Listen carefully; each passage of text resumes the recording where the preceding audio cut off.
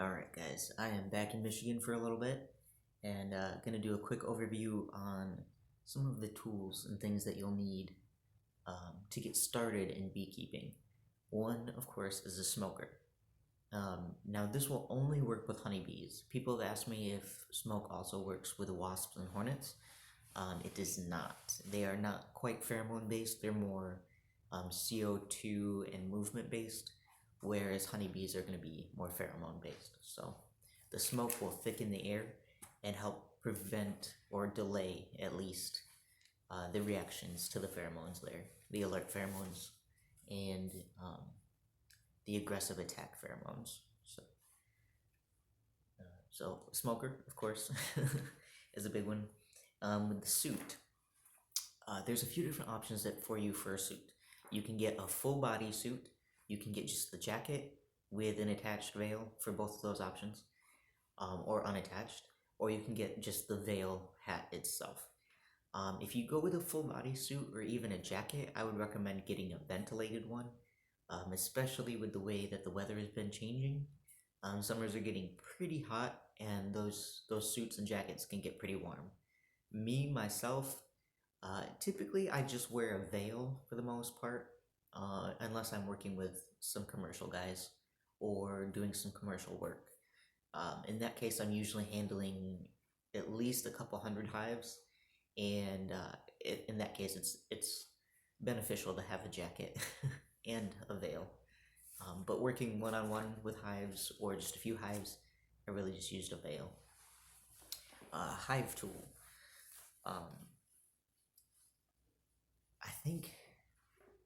I don't remember the official name for the hive tool that I have, but it is one of the cheaper models, but it's one that I really, really like because it's a solid, hard steel, and it's pretty sharp. You do have to be careful when using it, because if you slip, you do run the chance of cutting yourself. There are some, mine looks kind of like the flagpole that you would see on a mailbox, and the other end has kind of a curved J hook to it, and that's to help pry the frames out. And the mailbox flagpole end is to help separate the frames, get the lids off, separate boxes, and that kind of thing. There are a few different models. You can see which one you like best.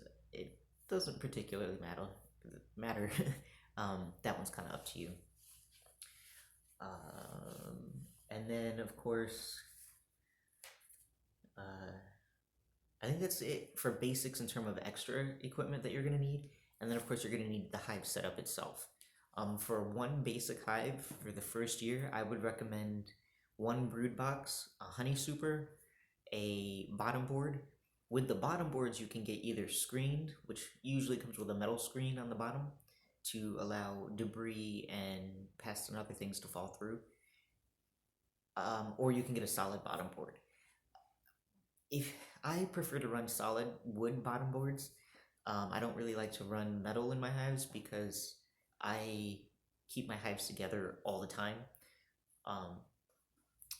So I don't really switch my bottoms.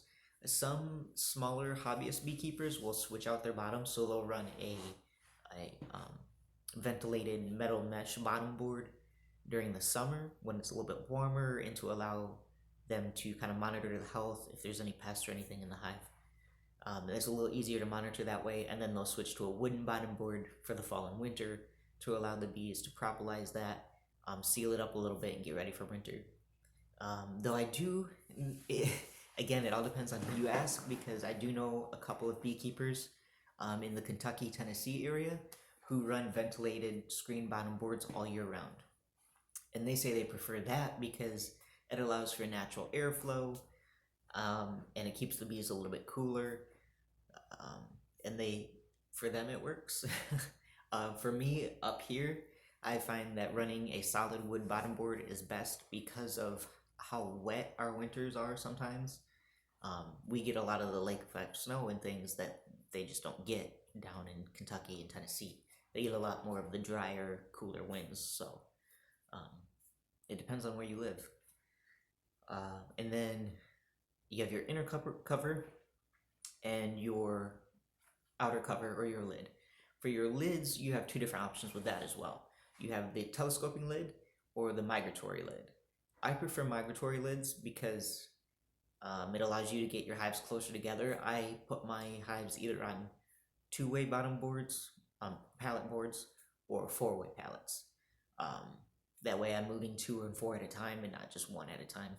And that's for more so for pollination contracts, moving from one field to another, and that kind of thing. If you're gonna set it and leave it in like your backyard or whatnot, you don't really need to do that. One bottom board is fine. So, and then with the migratory or the telescoping lids, they're the ones that will typically have a metal cover and will go all the way around the hive. With those lids, you can't fit two hives side by side on a pallet like it's designed for. So those are better for the single hives, hive management. And then even if it's your first year building up, I do recommend getting an extra brood box and an extra honey super to have those on hand for other issues. Another good thing to have, especially if you're first starting, is an in-hive feeder, because that way you know exactly how much weight you're putting into each hive specifically, and you know all of the food is going to that hive itself. With external feeders, it's great for if you have a lot of bees to feed at once. The downside for that is that you do draw in other people's bees, wild bees, and wasp and hornets and other bugs and things. So that's the downside. Um, that's kind of the basics. So on what you need to get started, you can get into it for probably 200 or 300 with all of the equipment and everything, and then the bees themselves on top of that. You can get cheaper stuff or find used equipment. If you're going to do that, make sure you trust the person you're getting it from. Make sure that it hasn't been exposed to any chemicals or diseases. If it has pre-built comb, if you're buying frames that have comb already, definitely check and make sure that, at least ask to make sure that it hasn't been exposed to pesticides or anything like that. For the woodenware, it's pretty easy to kind of sanitize that. Again, you really want to make sure that it hasn't, as much as possible, hasn't been exposed to anything. But if it has, for the woodenware, you can take a torch and kind of go over all of the surfaces. Not enough to set it on fire, but enough to kind of kill all of the bacteria and anything that might be growing on it. The only time that you definitely don't want to buy anything from anybody used is if it's been exposed to American foul brood spores or European foul brood, anything super dangerous like that. In those cases, that stuff has to be burned because those spores last for a really, really long time, and they spread really, really easily from one colony to another. So that's it on getting started, and if you have any questions or comments, let me know.